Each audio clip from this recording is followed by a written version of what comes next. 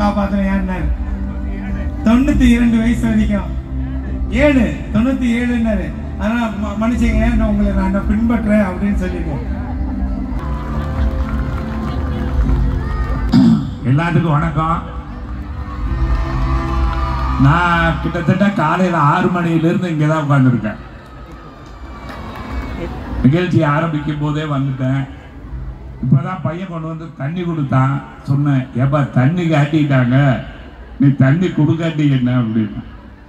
இருந்தாலும் இந்த நிகழ்ச்சிக்கு நான் வந்தாகணும்னு நினைச்சே வந்தேன்.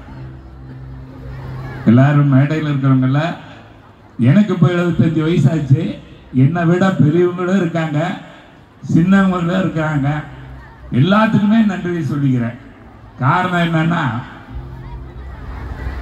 அவங்க அப்பா ஆசைப்பட்ட மாதிரி 1000 கோயிலை கட்டுறதை விட, தினம் 10,000 பேருக்கு சாப்பாடு போடுறதை விட, ஒருத்தனை படிக்க வை, அதுதான் தர்மம்.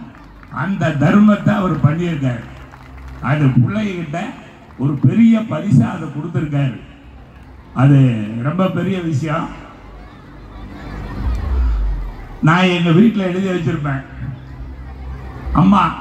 அம்மாங்கும் போது அது ஒரு பெரிய சிறப்பு. அவங்கள வச்சுட்டு இந்த நிகழ்ச்சியை அவங்க கண்ணு முன்னால் நடத்துறதுங்கிறது ஒரு கிடைக்காத ஒரு விஷயம். ஊரையே அழைச்சி 18 பட்டு கிராமத்தையே அழைச்சி பண்ண மாதிரி எனக்கு ஒரு சந்தோஷமான இது. என் வீட்டில் நான் எழுதி வச்சிருக்கிற வாசகமே, அம்மா என்றால் அன்பு மழை, அவர்களை ஆண்டவன் என்றால் என்ன பிழை. அம்மா என்றால் அன்பு மழை, அவர்களை ஆண்டவன் என்றால் என்ன பிழைங்கிறது எழுதி வச்சிருப்பேன். 2வது, நான் பெரிய நம்பிக்கை கிடையாது, மூட நம்பிக்கை. அப்படியே பெரியாரு அப்படியே போயிட்டோம். உங்க தந்தையார் மாதிரியே இதா போயிட்டோம். திருவண்ணாமலை கோயிலை எங்க அம்மா பார்க்கணும்னு ஆசைப்பட்டாங்க. நான் சாமி கும்பிட மாட்டேன்னு தெரியும். இருந்தாலும் எங்கள் அம்மாவை கூப்பிட்டு நான் போனேன். ஒரு போலீஸ் ஸ்டேஷனில் வந்தால் அப்போ வைதேகி காத்திருந்தால் படம் ரிலீஸ் ஆகிருக்குது. அந்த டைமில் போய் போலீஸு 2 பேரும் பாதுகாப்பாக வந்து எங்கள் அம்மாவையெல்லாம் கூப்பிட்டு போய் சாமியெல்லாம் கூப்பிட வச்சு கூட்டிகிட்டு வந்தாங்க. அப்போ போலீஸ் ஸ்டேஷன்கிட்ட வந்தவுடனே அப்புறம் எங்கள் அம்மாவை கூப்பிட்டு நான் வீட்டுக்கு வந்துட்டேன். வீட்டுக்கு வந்தவுடனே டைரி எடுத்து ஒரு வாசகம் எழுதினேன். நான் எங்கள் அம்மாவுக்காக கோயிலுக்கு போனேன், எங்கள் அம்மா எனக்காக சாமி கும்பிட்டாங்க. நான் கோயிலுக்கு போனது எங்கள் அம்மாவுக்காக, எங்கள் அம்மா சாமி கும்பிட்டது எனக்காக. என் மகன் நல்லா இருக்குது, என் மருமகன் நல்லா இருக்குது, என் பேரன் நல்லா இருக்குன்னு. தாயோட மனசு எப்பவுமே பசங்க சந்தோஷமா இருக்கிறத பார்க்கறது தான். அவங்களுக்கு வேற எந்த சந்தோஷமும் கிடையாது. அதே மாதிரி நண்பர்களை பார்த்திருக்கிறோம். மனைவி இறைவன் கொடுத்த வரம், தாய் இறைவனுக்கு நிகரான வரம், நட்பு இறைவனுக்கு கூட கிடைக்காத வரம். அந்த வரத்தை இவர் நிறைய வாங்கியிருக்காரு. எல்லாரையும் ஒரு நண்பராக வச்சிருக்காரு. அப்புறம் அண்ணன் தம்பிக்குள்ளார கணக்கு போட்டு பார்த்தா, நானும் பாக்கியராஜ் எல்லாம் 1வதுலேருந்து ஒன்றா படித்தவங்க.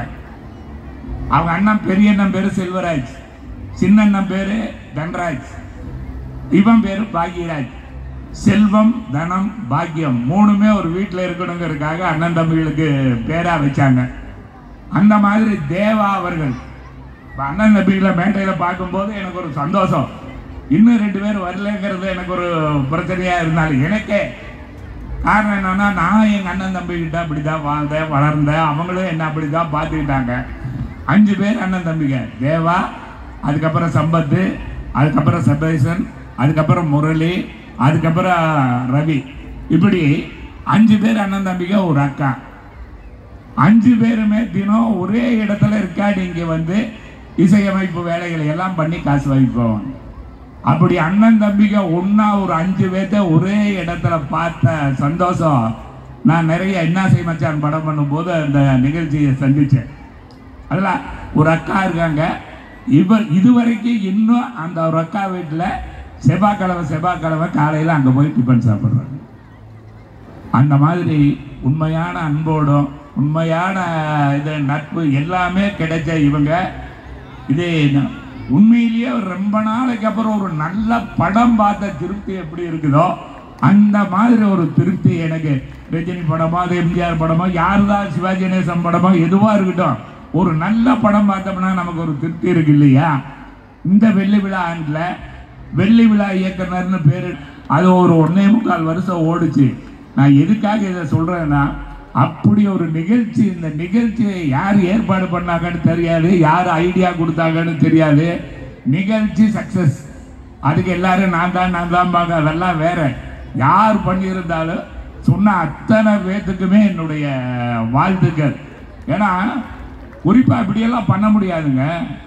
விஜயகாந்துக்கு இப்படி ஒரு அருமையான இதாக கொடுத்து, அந்த விஜயகாந்துக்கு அந்த மலர் தூவுறது அண்ணன் தம்பி 2 பேரும் பண்ணி, இந்த காலகட்டத்தில் கூட வரவு எட்டனா செலவு பத்தனாங்கிற பாட்டை போட்டு, அதான் சமுதாயத்தில் சும்மா அது மட்டும் இல்லை, மழை எல்லாத்துக்கும் தான் பெய்யுது.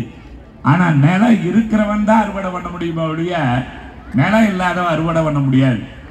அந்த மாதிரி இடம் பார்த்து தட்டுறதுல கெட்டிக்காரர் உங்க அப்பா. அதுக்கப்புறம் நீங்க அதே மாதிரி அப்புறம் அந்த மண், அந்த இது, அந்த ரத்தம் எல்லாம் கரெக்டா வருங்கிறது என்னுடைய கணக்கு. இரும்பு திரைங்கிற ஒரு படம், அந்த வார்த்தையை சொல்லி முடிச்சுட்டு போற சிவாஜி கணேசன் நடிச்ச படம். ரங்காராவது மில் தொழிலாளி, மில்ல ஓனரா இருப்பாரு. அதுக்கப்புறம் அதுல எஸ்.வி. சுப்பையா அந்த மில்லில் வேலை செய்வாரு. அவருடைய தம்பி சிவாஜி கணேசன் கவர்ச்சி வில்லன் கண்ணனுங்கிறவர் வந்து அதில் வில்லனை ஆக்ட் பண்ணுவார். மில்லு ஒரு நாள் நின்று போயிடும். இன்னும் 2 மாதம் கழிக்கணும், 3 மாதம் கழிச்சா தான் அந்த மில்லு ஓடு. பள்ளி சக்கரங்கள்லாம் வரணும், லண்டன்லேருந்து தான் வரணும், ஜெர்மனில் இருந்து தான் வரணும்பாங்க. ஏன் நம்ம நாட்டில் செய்யறதுக்கு ஆள் இல்லையான்னு கேட்பார் ரங்காராவ். ஏன் இல்லைன்னு ஒரு சத்தம் கேட்க சிவாஜி கணேசன் அவர் திரும்பி பார்ப்பாரு, என் மில்லில் நீ வேலை செய்யலையே பாரு. அப்போ அவர் சொல்லுவார், எஸ்.வி. சுப்பையா சொல்லுவார், இது என் தம்பி ஐடிஐ படிக்கிறான் டவுனில், மில்லு சுற்றி பார்க்கறதுக்காக நான் தான் கூட்டிகிட்டு வந்தேன் அப்படின்னா. செய்ய முடியும்னாரு. ஆர்குமெண்ட் நடந்தது, அவர்கிட்ட கொடுத்தாரு. அவர் மில்ல 2 நாளில் ஓட்டிட்டாரு. ஜெர்மன்லேருந்து வரணும்னு சொன்ன அந்த வேலையை 2 நாளில் சிவாஜி கணேசன் ஷேப்பிங்கு, மில்லிங்கு, ட்ரில்லிங்கு, ஃபிட்டிங்கு, அது இதெல்லாம் பண்ணி முடிச்சிருவார். அந்த மில்லை ஓடிடும் 2வது நாள். அப்போ அவர் 5000 ரூபா பணம் எடுத்து இனமா கொடுப்பாரு. வாங்க மாட்டாரு, அந்த பணத்தை எடுத்து கொடுப்பாரு. அப்போ கவர்ச்சி வில்லன் கண்ணன் சொல்லுவார், ஏன்னா நான் 40 வருஷமா உங்ககிட்ட நான் வேலை செய்கிறேன், எனக்கு 400 ரூபா தான் சம்பளம் தர்றீங்க. அவர் சுற்றி எடுத்து இப்படின்னு தட்டினா அவனுக்கு போய் 5000 ரூபா பணம் கொடுக்குறீங்களேன்னு ஒரு ஆதங்கத்தில். அப்போ அவர் முதலாளி சொல்லுவார், அவன் சுற்றி எடுத்து தட்டினதுக்காக 5000 ரூபா கொடுக்கல, இடம் பார்த்து தட்டினான் பார்த்தியா, அதுக்கு தான் அந்த 5000 ரூபா. அந்த மாதிரி பள்ளிக்கூடம் நடத்துறது எல்லாம் நடத்துகிறாங்க. ஆனால் அந்த பள்ளிக்கூடத்தை எப்படி சிறப்பாக நடத்தணுங்கிறது இவங்க மூலியமாக தெரிஞ்சுக்கலாம். ஆனால் நல்ல பதிவு இது வந்து எனக்கே நான் முதல்லையே கூப்பிட்டு நம்ம எதாவது பேசிட்டு போயிடலாமான்னு நினச்சேன். நம்ம இந்த மாதிரி நிகழ்ச்சிகளை குடும்பத்தோடு போவோம், இன்னைக்கு தனியாக வந்துட்டோம். அதை சந்தோஷமாக இருந்து எல்லாம் முழுசாக பார்த்துடலாமேங்கிறதுக்காக இது பண்ண. ஏன்னா ஒவ்வொரு சாதனை பண்ணவங்களும் இங்கே இருக்காங்க. அந்த சாதனையாளர்கள் மத்தியில் நான் பேசுறதுக்கு எனக்கு அனுமதி கிடைச்சதே ஒரு பெரிய விஷயம். அது அண்ணன் தம்பிகளால கிடைச்சிருக்கு. அது என்னுடைய ஆசீர்வாதமாக நினச்சிட்டு உங்களிடம் விடைபெறுகிறேன். நன்றி, வணக்கம்.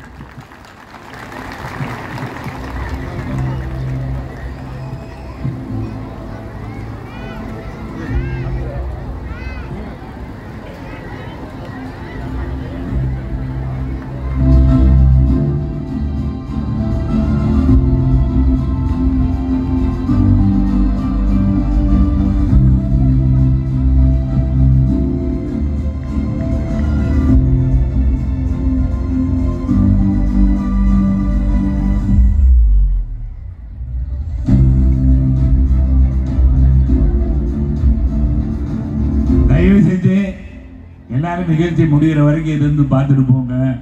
நான் காலையில் 6 மணிக்கு ஃப்ளைட்டு, 4 மணிக்கு எந்திரிக்கணும், 5 மணிக்கு ஏர்போர்ட்டுக்கு வரணும், மறுபடியும் புறப்படுவேன். அந்த ஒரு காரணத்தினால தான் நான் போகிறேன். புரியறதுக்கு மனசு இல்லை.